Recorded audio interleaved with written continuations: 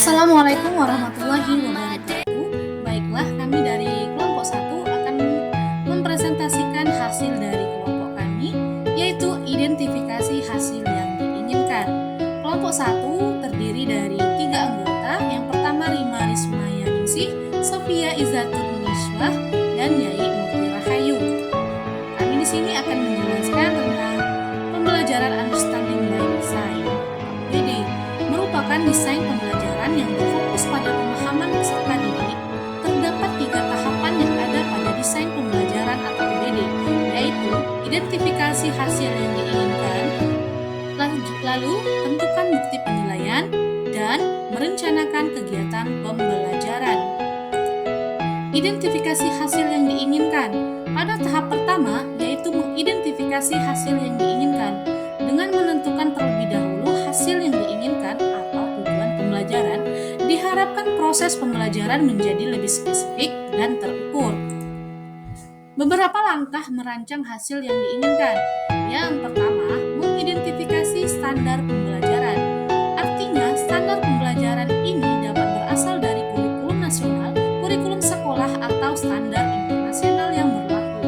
Standar pembelajaran ini memberikan kerangka kerja yang jelas tentang apa yang diharapkan siswa pelajari dalam suatu mata pelajaran atau topik tertentu.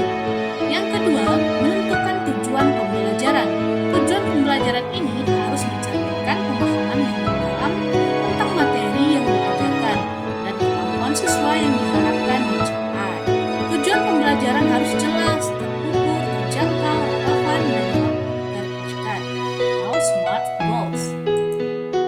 Beberapa langkah merancang hasil yang diinginkan. Yang ketiga, lanjutkan yang tadi ya, yaitu menggunakan taksonomi Bloom.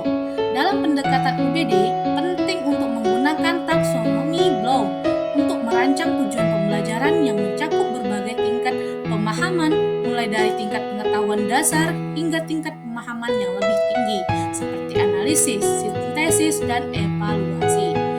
Yang keempat, menggunakan format siswa akan dapat. Ya, formatnya yaitu siswa akan dapat. Format ini membantu dalam merancang tujuan pembelajaran yang jelas dan terukur. Misalnya, siswa akan dapat mengidentifikasi dan menjelaskan karakteristik utama dari sistem kata surya, atau siswa dapat menerapkan prinsip-prinsip dasar matematika dalam memecahkan masalah kehidupan sehari-hari. Berikut contoh penerapan tanpa desain pertanyaan untuk guru. Ini adalah contohnya ya. Yang pertama, tahap 1, hasil yang diinginkan, yaitu tujuan yang ditetapkan. 1. Peserta didik mampu memahami rumus luas dan bangun datar.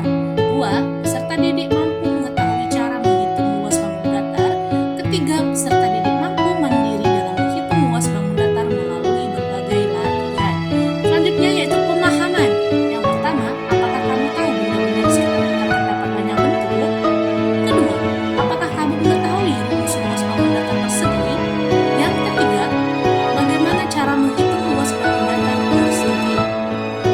Pertanyaan penting yaitu bagaimana penerapan rumus luas bangun datar dalam kehidupan sehari-hari? Selanjutnya, peserta didik akan tahu. Yang pertama, diharapkan ya, bangun datar adalah sebuah objek 2 dimensi yang dibatasi oleh garis-garis lurus atau garis lengkung. Kedua, luas bangun datar adalah daerah atau area pada bangun datar yang dibatasi oleh garis atau sisi bangun datar. Ya, itu saja teman-teman. Terima kasih atas perhatiannya. Assalamualaikum warahmatullahi wabarakatuh.